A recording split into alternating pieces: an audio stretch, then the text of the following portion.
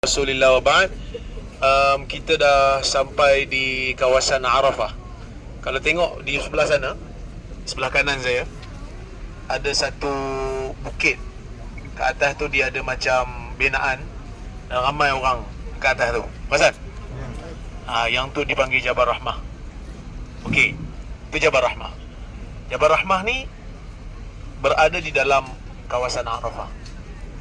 Sebelum kita bincang lanjut, ada siapa-siapa yang pernah pergi haji? Cuba angkat tangan. Dah ada orang pergi haji ni, tak perlu nak cerita lebih-lebih lah kan. Tapi tengok majoriti juga yang tak pergi lagi. Jadi saya doakan moga-moga tuan-tuan dan perempuan semua direzekikan untuk pergi ke tanah Mekah ni untuk laksanakan haji, insya-Allah. Amin. Kalau ada siapa-siapa nak pergi, boleh kontak lah. Okey. Alhamdulillah, saya direzekikan oleh Allah Azza wa Jalla untuk pergi haji kali pertama 2006, 2006. Kemudian 2018, 2019, 2022, 2023. Yang kali pertama tu pergi sendiri masa student. Yang 4 kali selepas itu adalah membimbing jemaah. Dan haji ni nak dibandingkan dengan umrah sangat-sangat berbeza. Haji kita perlu tenaga yang lebih banyak berbanding umrah. Kalau umrah tu kita dah rasa penat, haji dia akan lagi penat pada tu. Dia memerlukan kepada kekuatan mental dan juga fizikal lah. Orang yang laksanakan haji, dia perlu untuk berada di kawasan ini. Kerana Nabi SAW sebut dalam sebuah hadis, Al-Hajju Arafah. Haji itu Arafah. Siapa yang tak berada di Arafah pada tempoh yang ditetapkan, maka dia tak dapat haji lah. Dia kena qada pada tahun yang berikutnya. Haji Nabi SAW menyebutkan Arafah ni semua tempat boleh buat wukuf. Tidak ada kelebihan apa pun pada sebahagian tempat berbanding sebahagian yang lain. Walaupun sebahagian orang bila waktu haji ni, diorang akan berpusu-pusu untuk panjat bukit Jabal Rahmah ni. Tapi sebenarnya tak ada apa-apa kelebihan pun. Nabi SAW pun berwukuf berdekatan dengan Jabal tu, dan tidak ada riwayat yang jelas menunjukkan Nabi SAW mendaki bukit tu. Tapi kalau siapa yang daki bukit tu sekadar untuk tengok kawasan, nak berwukuf di situ sambil nak tengok kawasan tu, okey. Tapi dia tak ada kelebihan apa. Sebahagian orang kata itulah pertemuan Nabi Adam dan Hawa. Tapi tidak ada riwayat yang jelas. Ia hanyalah sekadar cerita-cerita orang sebelum ini yang tidak dapat dibuktikan kesahihannya. Tapi kita tak perlulah terlibat pergi tulis nama dengan nama pasangan kat situ. Sebab ada orang kata oleh kerana Nabi Adam dan Hawa bertemu di situ, jadi dia pun nak cari jodoh kat situ. Dia pun tulislah nama orang yang dia berkenan kat situ. Saya pernah naik kawasan tu. Pertama, tak ada kelebihan apa lah. Kalau tak naik pun tak apa, dia tak ada pahala lebih. So lepas ni kalau kita tak naik pun jangan kata kita pergi umrah bayar mahal-mahal tak naik Jabal Rahmah, tak dapat pahala kita ni. Dia tak ada pahala apa. Lebih baik pergi masjid sembahyang kat Masjidil Haram. Pahala dia lebih banyak daripada tu. Jadi bila saya pergi, saya tengoklah ada orang tulis. Ada tulis nama dia dan tulis nama pasangan dia. Tapi dalam banyak-banyak tu ada tulis kat situ bawah tu, dekat batu tu, dia tulis penipu.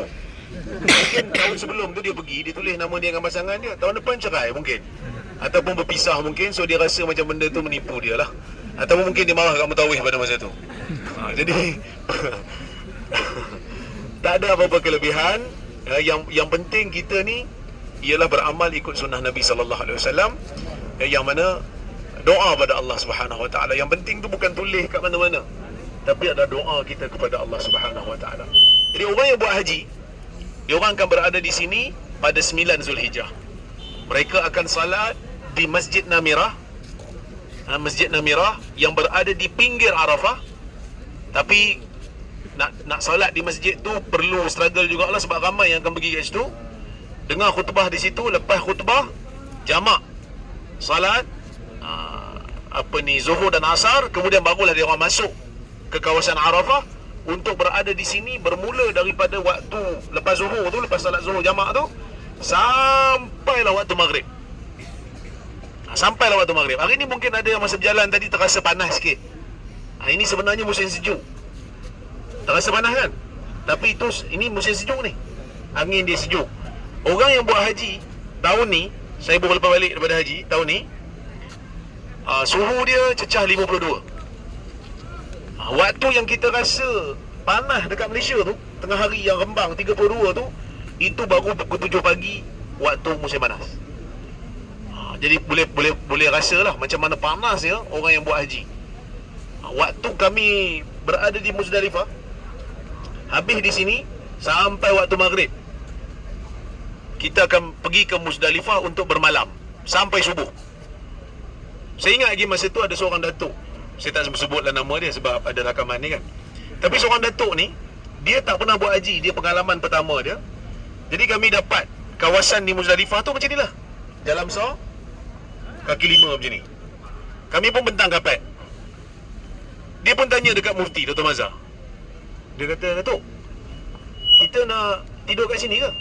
Sambil-sambil dia tanya tu kan, Dr. Mazhar kata, ya. Sini Sini? Sini, betul tanya ustaz lain. Kat sini ke nak tidur? Sini. Tak ada, sebab dia duk bayang macam ada kemah kan. Muzdalifah tak ada kemah. Muzdalifah kita adalah, bumbungnya adalah langit. Jadi siang panas, malam lantai ni ataupun kawasan ni panas. Bila kita letak kapet, kita baring, panas. Rasa macam duduk dalam oven. Jadi orang pun bagi pisang untuk makan sementara nak tunggu subuh. Malam kan, lepas maghrib, kita dah salat jamak takhir lepas isyak. Lepas isyak di Muzdalifah, kita jamak takhir. Dia duduk sampailah subuh. Jadi ada orang bagi pisang. Dia kata apa? Saya rasa saya homeless lah. Inilah mungkin perasaan orang yang homeless, dia kata. Haji mengajar saya untuk jadi hamba. Saya adalah hamba Allah. Itulah haji.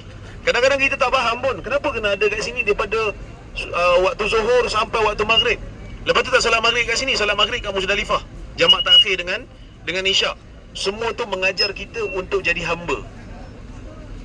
Tan Sri ke, Datuk Sri ke, Datuk ke, Duli Yang Maha Mulia ke, semua kena buat lalui benda yang sama, iaitu kena bermalam di Muzdalifah, berbumbungkan langit, kira bintang lah masa tu. Jadi itulah pengalaman orang buat haji, ya. Jadi semua ni mungkin ada yang dah pergi sebahagiannya, yang belum pergi ni akan melalui benda yang sama. Cuma nasihat saya lah, kalau siapa yang ada rezeki, ni bukan nak kempen ni, pergi dengan siapa-siapa pun tak apa. Siapa yang ada rezeki boleh pergi haji, pergilah waktu muda. Kerana bila dah tua, bila dah berumur, dia akan struggle lebih sikit. Kalau ada rezeki, kita pergi jalan tempat lain boleh, kumpullah duit untuk pergi haji. Kerana pergi haji ni, dia struggle. Dia perlu kepada tenaga, perlu kepada kekuatan mental. Belakang ni toilet, kan? Toilet ni beratur ni. Nak masuk toilet mungkin kena beratur setengah jam. Jadi waktu kami dekat waktu kami kat Arafah ni, kami tak minum banyak walaupun panas. Kami tak makan banyak walaupun lapar. Sebab apa? Sebab takut toilet. Kan, kita nak kena beratur setengah jam, masuk tak sampai 2 saat, Arab dah ketuk. Ya Haji, ya Haji. Itu kalau dia ketuk, belum lagi kalau dia tengok kat atas. Belum selesai lagi kan. Takut. Macam-macam manusia kita jumpa kan. Jadi ini semua ni ada kemah nanti ni. Dia akan pasang kemah. Semua ni kemah. Tapi keadaan saya, pengalaman saya pergi haji tahun lepas dengan tahun ni, banyak pembaharuan yang Saudi buat. Dia cantik kalau tempat ni. Ada pokok banyak, kawasan dia pasang pencawang. Sebelum ni memang tak begitu kemas macam ni lah. Tahun 2019,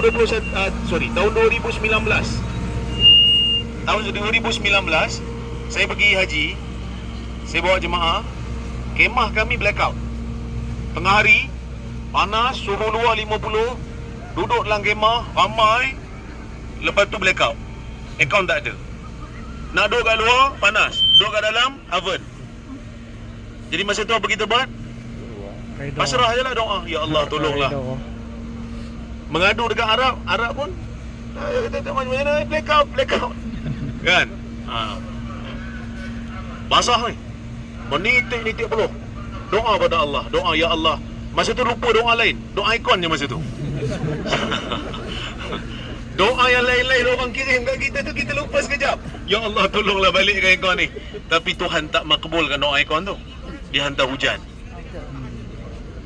Jadi dia hantar hujan. Bila hujan aja 2019, hujan lebat.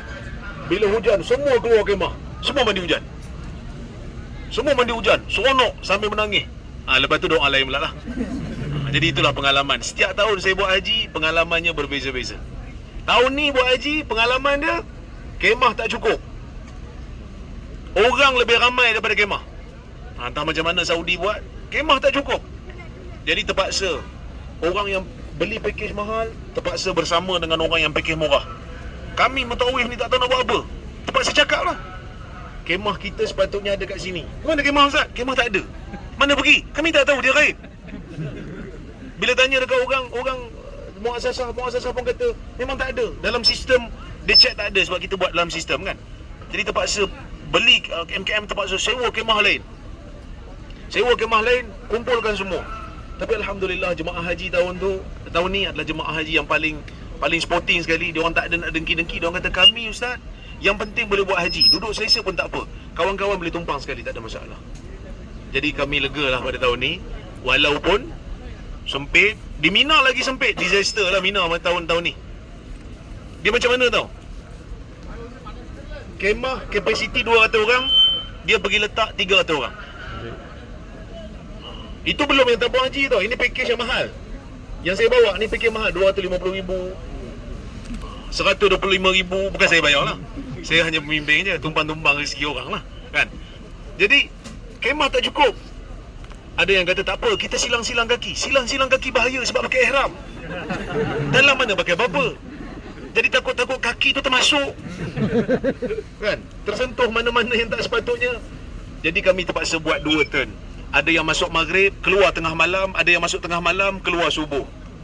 Terpaksa buat macam tu lah, berjalan kaki. Tapi sebab kawasan tu dekat, hotel dekat, so dia orang okey lah. Tapi kena berjalan jauh, 1.2 km, 1.3 km kena berjalan.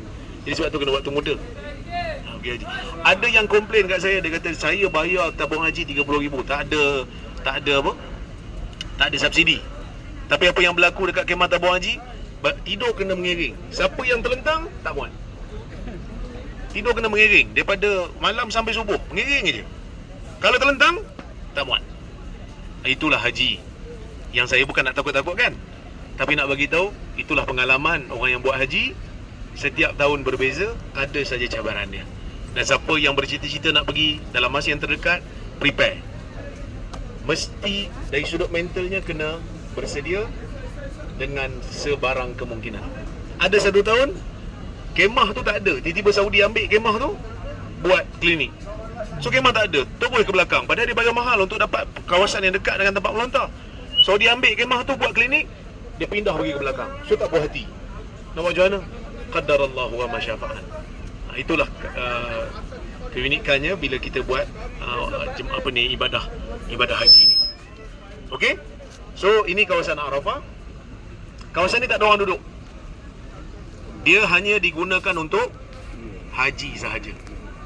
Dia di kawasan tu Mekah, Mina, Muzdalifah, Arafah. Dan Arafah ni tanah halal. Dia bukan tanah haram. Dia tanah halal. Jadi Arafah. Lepas Arafah, masuk daripada Mekah kita bergerak masuk Mina untuk malam hari Tarwiyah. Lepas tu kita masuk ke Arafah hari 9. Lepas tu patah balik ke Muzdalifah bermalam. Lepas tu pergi ke Mina melontar. Lepas tu pergi ke Mekah tawaf dan sa'i. Patah balik ke Mina 3 hari untuk melontar 3 jamrat. Itulah amalan haji. Itu amalan haji. Tapi haji ni macam itulah. Dia penat. Saya tumbang tahun ni, masuk air, demam. Mutawif pula tumbang, malu kat orang. Tapi itulah nak buat macam mana kan. Takdir Allah. Okey? Ada soalan? Saja je bagi pandangan masa haji ni. Nak bagi semangat dipanggil untuk pergi haji ni. Okey? InsyaAllah kita boleh bergerak. Ada Ustaz Rizal ada nak cakap apa? Ustaz Rizal ada pergi buat haji dah. Okey, so kita boleh bergerak. Mana Ustaz? Ada nak naik Jabal Rahmah, nak tulis nama? Kita nak ke Muzdalifah, boleh berhenti kat Muzdalifah.